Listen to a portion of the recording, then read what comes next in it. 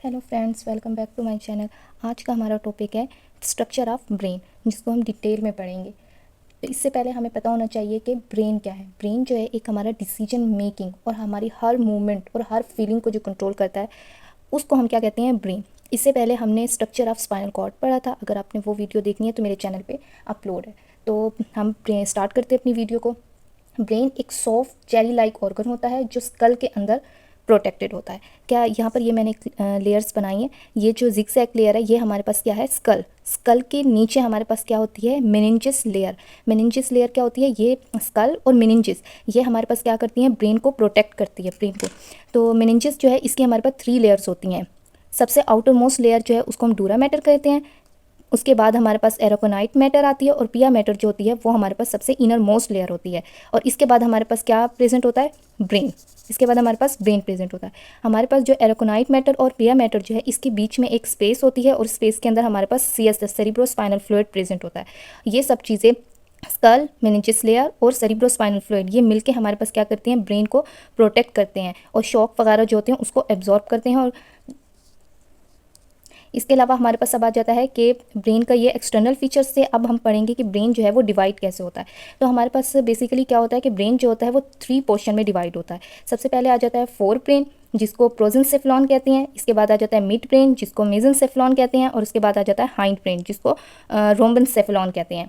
Fore brain हमारे पास क्या है, ये एक पूरा ब्रेन है, ठीक है। अब मैंने इस ब्रेन के 3 पोर्शन कर दिए हैं।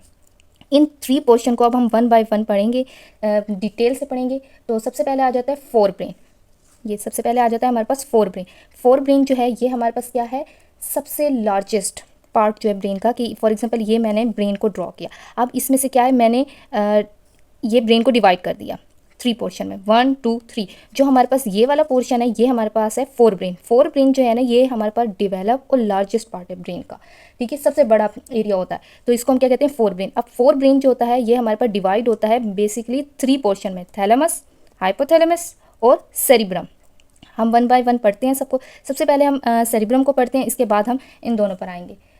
सेरिब्रम, सेरिब्रम क्या होता है कि हम ब्रेन देखते हैं उसमें जो सबसे पहला पोर्शन हमें नज़र आ रहा होता है वो हमारे पास फोर ब्रेन ही होता है। तो फोर ब्रेन का भी कौन सा एरिया होता है जो हमें सबसे ज़्यादा नज़र आ रहा होता है, वो होता है सेरिब्रम। अभी जो ये ब्रेन बना हुआ है इस वक्त जो आपको ये पोर्शन नज़र आ रहा है ये हमारे पास क्या है, सेरिब्रम नज़र आ रहा है। इसके अंदर जाके हमारे पास और चीज़ें होती हैं जो छोटी छोटी होती है।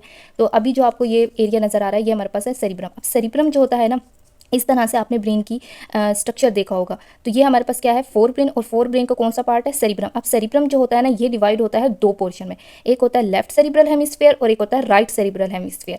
तो ये हमारे पास क्या है, हेमिस्फीयर होते हैं जो डिवाइड हो रहे होते हैं। इसके बाद क्या होता है, ये जो हेमिस्फीयर है कि ये अलग, ये राइट वाला लेफ्ट वाला ब्रेन हो गया और ये हो गया हमारे पास राइट वाला ब्रेन। अब इन ब्रेन इस एरिया को भी मैं फर्दर क्या करूँगी, डिवाइड करूँगी। तो सेरिब्रम फर्दर जाके क्या होता है, डिवाइड होता है 4 मेन लोब्स के अंदर। 4 लोब कौन सी आ जाती है, frontal lobe, parietal lobe, temporal lobe और ऑक्सीपिटल लोब। अब हमारे पास ये जो हेमिस्फीयर है अगर मैं इसको डिवाइड कर दूं, आगे वाले का नाम दे दूं मैं फ्रंटल, पीछे वाले का हम नाम दे देते हैं ऑक्सीपिटल, साइड वाले को यानी कि लेटरल साइड जो होती है उसको हम दे दें टेम्पोरल, और आगे वाला ये जो ऊपर से जो नज़र आ रहा है जो मिडल में है थोड़ा सा, इस एरिया को मैं दे दूँ टेम्पोरल, सॉरी पेराइटल। तो ये हमारे पास क्या हो जाएंगी, 4 लोब्स हो जाएंगी। इसको हम कैसे समझेंगे, जैसे कि हमारे पास यहाँ पे ये एक पिक्चर बनी हुई है। ये हमारे पास क्या है, ये मैंने सेरिब्रल हेमिस्फीयर शो किया है, ठीक है।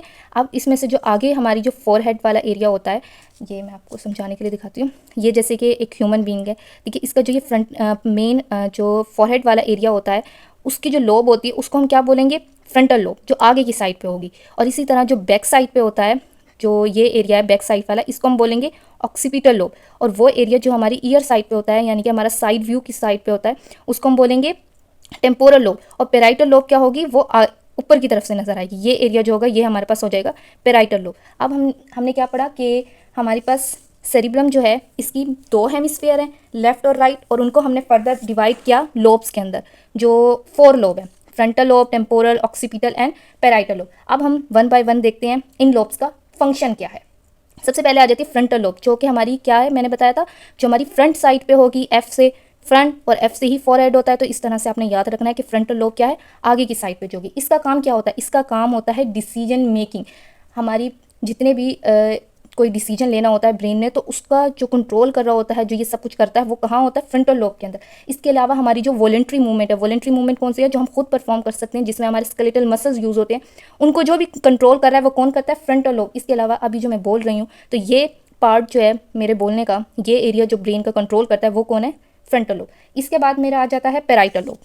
सेकंड, पैराइटल लोब क्या करती है? ये हमारे टच, पेन, जो हमें, अगर मैं यहाँ पे पिंच करती हूँ और मुझे जो ये पेन फील हुआ है, या मैं कोई टच करती हूँ, टच जो सेंसेशन मुझे फील हुई है, इस तरह की सेंसेशन जो हमारी कंट्रोल कर रहा होता है, वो कहाँ हो रही होती है? वो हमारे पास पैराइटल लोब के अंदर होती है।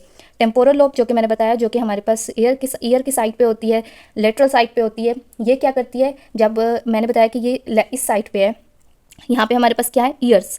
तो पेराइटल लोब, टेम्पोरल लोब इस साइड पे है, तो इसका काम क्या होगा कि ये हमारे पास जितनी भी हेयरिंग्स जो होती हैं उनको कंट्रोल करती है, मेमोरी को कंट्रोल करती है, और हमारी लैंग्वेज को अंडरस्टैंड करना, उसको, जो ब्रेन का पार्ट है जो इन सब तीनों चीज़ों को कंट्रोल करे, कि एक लैंग्वेज को हम समझ पा रहे हैं, किसी चीज़ को हम सुन रहे हैं, तो ये सब कौन कर रहा होता है? ये हमारे पास कंट्रोल करता है temporal lobe. Occipital lobe, occipital lobe क्या है? वो हमारे पास बैक साइड पर प्रेजेंट होती है, और इसका काम क्या होता है? विजुअल प्रोसेसिंग करना। हमने सेकंड क्रेनियल नर्व पढ़ी थी, उसके अंदर मैंने आपको बताया था कि किस तरह से इन्फॉर्मेशन जो है वो आई से पीछे ब्रेन की तरफ जाती है, और ब्रेन के कौन से एरिया में जा रही है, कौन सी लोब में जाती है, वहाँ पे मैंने ये बताया था। तो आपने यही याद रखना है कि ऑक्सीपिटल लोब क्या करेगी? वो विजुअल प्रोसेसिंग करेगी। तो हमने ये 4 लोब्स पढ़ी, और इन 4 लोब्स का अलग अलग फंक्शन है। ये क्या फंक्शन है ये समझ आ गया। अब इसके बाद हम पढ़ेंगे थैलेमस और हाइपोथैलेमस को। अब थैलेमस क्या होता है? थैलेमस क्या होता है? ये एज अ रिले स्टेशन के तौर पर वर्क करता है। मतलब कि ये सेंसरी, जितने भी बॉडी के अंदर सेंसरी सिग्नल्स हैं जो कि हमारे पास different part of the body से आए हैं और आगे क्या करेंगे, वो ब्रेन तक जाएंगे, तो उससे पहले वो सेंसरी सिग्नल क्या करते हैं?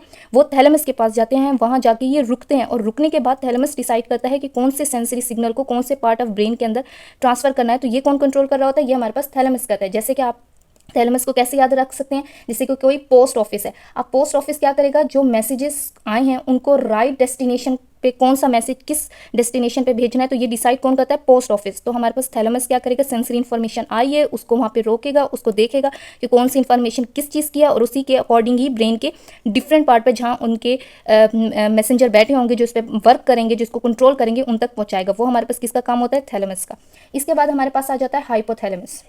हाइपोथैलेमस क्या होता है? इसका काम होता है बॉडी की इंटरनल बैलेंस को मेंटेन करना। इंटरनल, एक हमारे पास एक्सटर्नल बैलेंस होता है, जो कि हमारी बॉडी का बैलेंस है, कि हम चल रहे हैं तो उस वक्त हमारे पास हैंड की क्या कोऑर्डिनेशन है, ये सब होता है एक्सटर्नल। अब इंटरनल बॉडी का बैलेंस क्या होता है? कि हमारी बॉडी के होम्योस्टेसिस को मेंटेन रखना, हमारी बॉडी के इंटरनल टेम्परेचर को, इस तरह जो इंटरनल चीज़ें होती हैं उसको, जो होम्योस्टेसिस को जो मेंटेन करता है, वो कौन कर रहा होता है? वो हमारे पास हाइपोथैलेमस को। ये क्या करता है? ये हमारे पास टेम्परेचर हो गया, हमारी थर्स्ट हो गई, हंगर हो गई, इन सबको जो कंट्रोल करता है वो कौन करता है? वो हाइपोथैलेमस करता है। और इसके अलावा क्या होता है कि हाइपोथैलेमस के साइड पर ही हमारे पास एक छोटा सा ग्लैंड प्रेजेंट होता है, जिसको पिट्यूटरी ग्लैंड कहते हैं, जिसमें से बहुत सारे हार्मोन रिलीज होते हैं, जो फर्दर बॉडी के मैकेनिज्म जो है उसको कंट्रोल कर रहे होते हैं।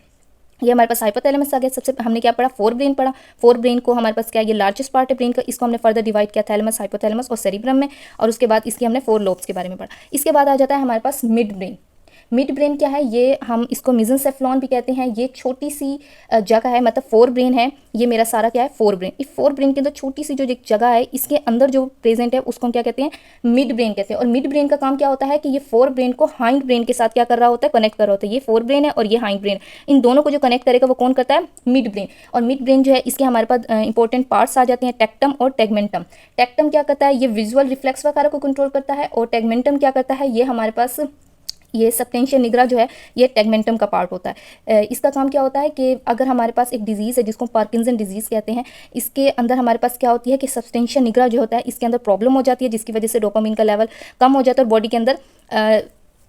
बॉडी के अंदर जो है वो बहुत ज़्यादा कंडीशन जनरेट होने लगती है, जैसे कि ट्रिमर्स होने लगते हैं, और ये कंडीशन जो होती है उसको हम पार्किंसन, ये हम बाद में पढ़ेंगे डिटेल में किस तरह से होता है। बस आपने ये याद रखना है कि मिड ब्रेन जो होता है, ये मसल्स की टोन, रिफ्लेक्स एक्शन और अलर्टनेस जो होती है, इसको कंट्रोल करता है। इसके बाद आ जाता है हमारे पास हाइंड ब्रेन।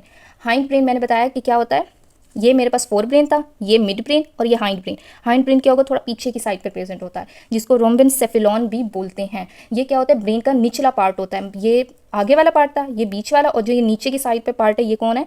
ये हमारे पास है हाइंड ब्रेन, जो बेसिक फंक्शन क्या करता है? हमारी बॉडी के कंट्रोल कर रहा होता है। ये भी फर्दर डिवाइड होता है 3 पार्ट्स के अंदर, सेरिबलम, मेडुला ऑब्लंगेटा और पोन्स के अंदर। इसके हमारे पास बेसिक कितने पार्ट है? 3। सबसे पहले हमारे पास आ जाता है सेरिबलम। ठीक है। सेरिबलम क्या करता है, सेरिबलम जो होता है ये हमारे पास बॉडी के जितने भी बैलेंस होती हैं, कोऑर्डिनेशन होती हैं और हमारी बॉडी की मूवमेंट को स्मूथ करना। अगर मैं ये लिख रही हूँ तो ये मैं स्मूथली लिख रही हूँ, जो भी अगर मेरे हाथ कांप रहे हैं, पेंसिल मुझसे पकड़ी नहीं जा रही, तो इसका मतलब मेरी कोऑर्डिनेशन और स्मूथ मूवमेंट नहीं है। तो ये जो अगर किसी बंदे का ये डैमेज हो जाए तो वो उसको ट्रिमर्स वगैरह पड़ने शुरू हो जाएंगे और वो कोई भी मूवमेंट नहीं परफॉर्म कर सकेगा और उसकी जर्की मूवमेंट हो जाएंगी। तो इसका काम क्या होता है, सेरिबलम का काम इन सब चीज़ों को कंट्रोल करना होता है। इसके बाद हमारे पास आ जाता है पोन्स।